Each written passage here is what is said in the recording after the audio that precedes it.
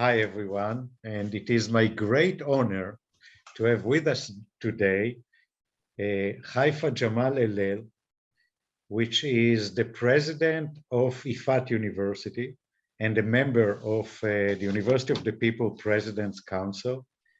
And it's a great honor to have you with us.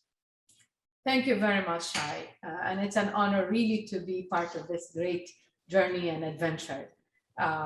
University of the People is really close to my heart with all the advancement and success stories that read behind it. And of course, you are the leader behind this all success. Well, both of us are. So thank you so much. But why don't we start by you telling us a little bit about your history and how you became involved in higher education? Okay, the early days, when I was really in my 20s, I had a dream really to travel to the US and study abroad. And, at that time, my generation, women in my generation, didn't have the chance really to get to that kind of opportunity unless she's married. And thank God, the groom came and asked for me, and he was really doing his PhD in the United States and the University of Southern California in Los Angeles, and I really had the chance to apply there and got accepted because I was a good, excellent student in my bachelor degree in business college and King Abdulaziz University. So they gave me also scholarship. So it was really on my travel, it was an equal footing with my husband. He has a scholarship and I have a scholarship also. And exactly. And this is based on the government and how they really, the Saudi government and how they treat male and female on the equal way and giving the opportunities, honestly. So I studied there, my master and PhD in public policy. And I fell in love with my advisor at that time. And she's the one who taught me how to teach, how to really get the idea of higher education and how liberal art education, how South American style of higher education is different.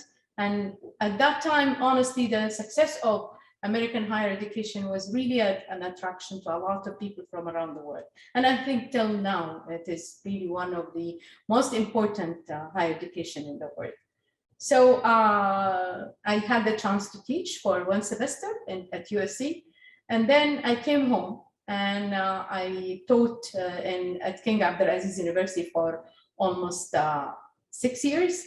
And I gradually get into the different position from faculty to the chair of department to the dean of a college, actually in 2 years. Wow. Yes.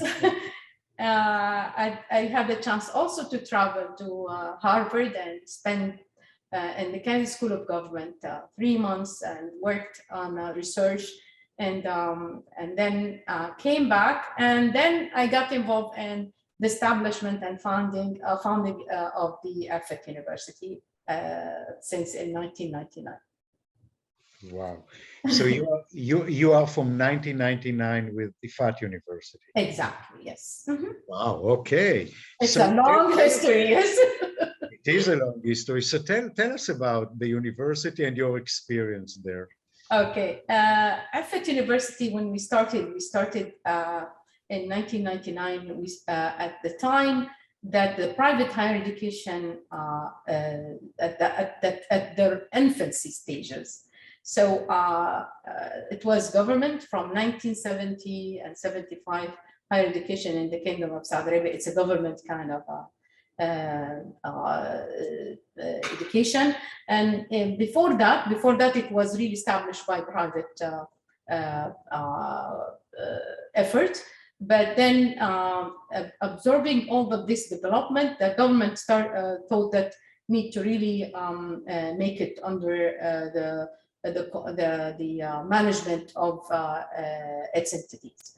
And then, okay, they gave the chance really in 1998, they gave the chance to the private effort and initiative really to involve in higher education. So the Queen Effat, the wife of King Faisal, at that time, really, she's the one who established Dar al-Hanan School in Saudi Arabia in 1955, which also I am a graduate of that. Wow. I'm a graduate of that school because it's really famous for how it really creates leaders in the society. And that's Dar al-Hanan School till now. It exists till now. And then I participated with her, but she died in the first 6 months after we opened Effat College in 1999. So her sons and daughters, princes and princes, are really now managing the whole thing. Wow. What did you learn about women in higher education through your experience in Saudi Arabia in particular, but in the world in general? Yes, I think women in higher education is one of the really important pillars, honestly, and in higher education. I'm aware of all of these great women scientists, researchers, teachers, educators, and knowing exactly or being in different kind of conferences with women around the world, it shows how much women really as an educator are really different in the way that they teach, the way that they manage, the way they higher education. It's not because I'm saying good or bad or better or not better than men, no, but they have their touches, they have their own way of management style that really give the ability to the institution that really they manage to have this kind of a family environment. Interesting. So, how did you get involved with the University of the People? Okay, it is Shai. I don't know how Shai found me. It was really part of my trips, I think, to the different conferences that I had the chance really to be known from Shai. And then Shai invited me and to a meeting. I was by chance in New York. So we arranged for that meeting for a morning breakfast, or I don't know, a coffee. And he spoke to me about really the University of the People and how it is really important for today's world. Education at this age in our life and at this 21st century is important to be flexible as much as we can in order to make access to everyone and to make it really available to the poor and rich, to the busy and not busy, to the employed or not employed, because lifelong learning is important for everyone. And if I miss a chance in my early 20s, then I can really go back to education. So University of the People, I think, give the chance with the flexibility that I can really work and study. I can really travel and study at the same time and earn a degree, and not only any degree, because it's accredited degree that people recognize, people understand that really with the results, it has a future. Thank you. And you know, you are a member of our President Council, which is our top academic leadership. What is your vision for your people in 5 years from now?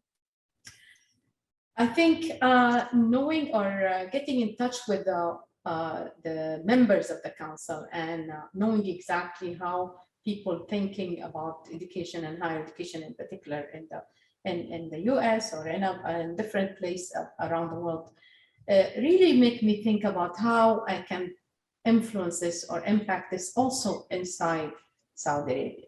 So being there, being with you, being with all of these leaders, it gives us really the ability to network and to discuss, to negotiate, to understand how we can really give and take, give what really we experience the best, especially these days. Saudi Arabia is really doing well in different directions, in different ways, in different areas. And how I can really take experience of different institutions in the US and abroad really into Saudi Arabia. So partnership, MOU, all of this, it matters, but connecting person to person, understanding, it really helps a lot, really understand the whole situation in the world. Interesting. So, we are now in the midst of, well, hopefully toward the end, but still the pandemic is here. How do you see the, well, world of higher education in general, Saudi Arabia in particular, and your university especially, how will it evolve following in the aftermath of the COVID pandemic? Okay, I think we're all, I think around the world, institution of higher education are thinking about e-learning, and this is not really is a digital age, I know, but it's at the same time, I don't want really to say we will leave the face-to-face and the physical kind of connection and interaction between faculty and students. But I think with knowing the future and knowing the importance of short time that the students and the new generation are giving to education, so it really is making us really think about different kind of models of higher education and e-learning in different kind of setting, either like through Blackboard or through WebCT or any kind of Moodles, and it helps. But massive online courses and the other models, all of them are really doing now different kind of experimentation, and different experimentation, it will lead to something that really requires that the mix between the online and the physical.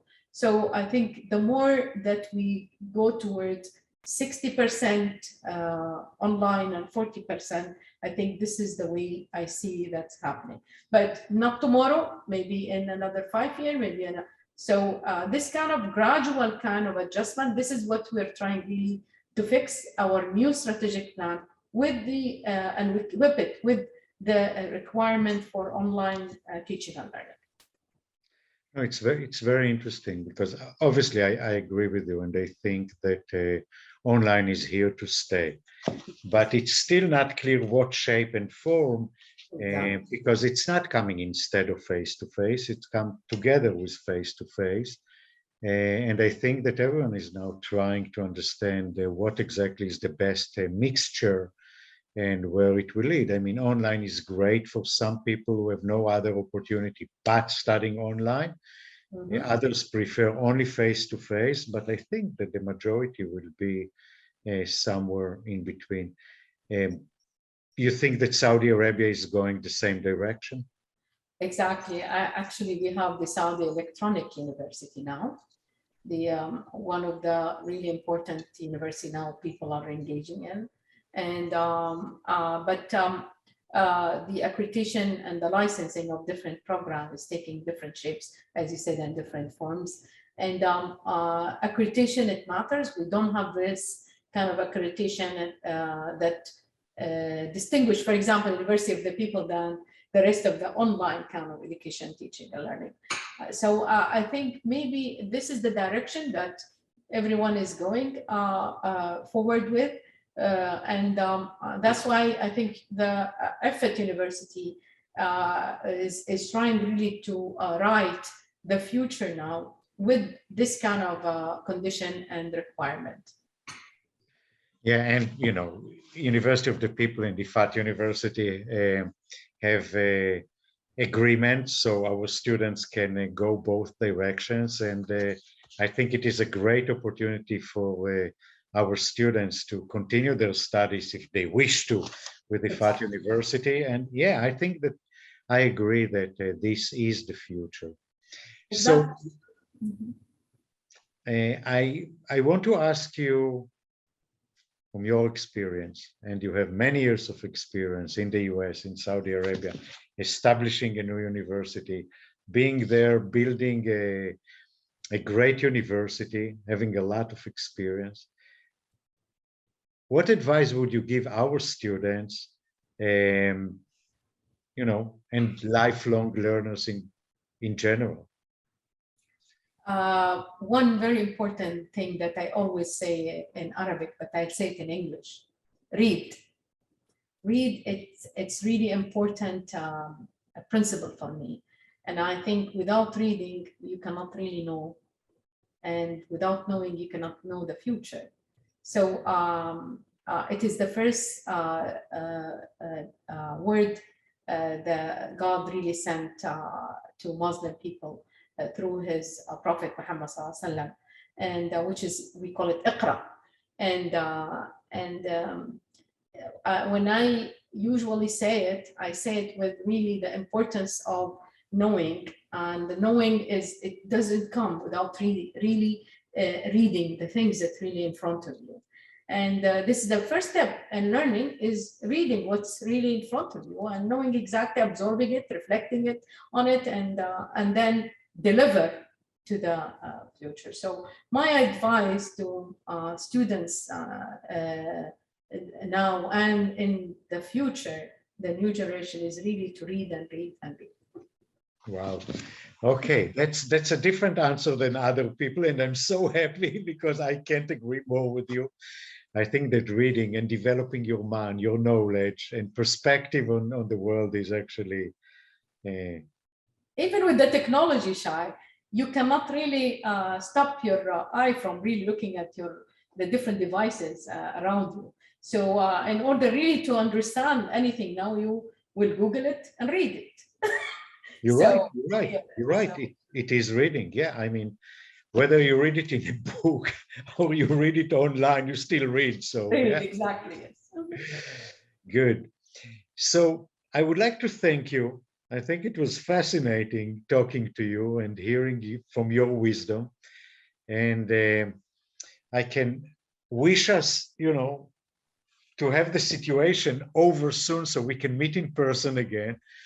But wish our students luck, and I hope that they will indeed read a lot and develop their minds and succeed in their life. And thank you so much for sharing your wisdom with us. And thank you, Shai. It's really for this opportunity, really, to speak to you and to the students and University of the People and then around the world. And good luck for them. Thank you so much. Thank you, Haifa. Thanks. Thank you. Bye-bye.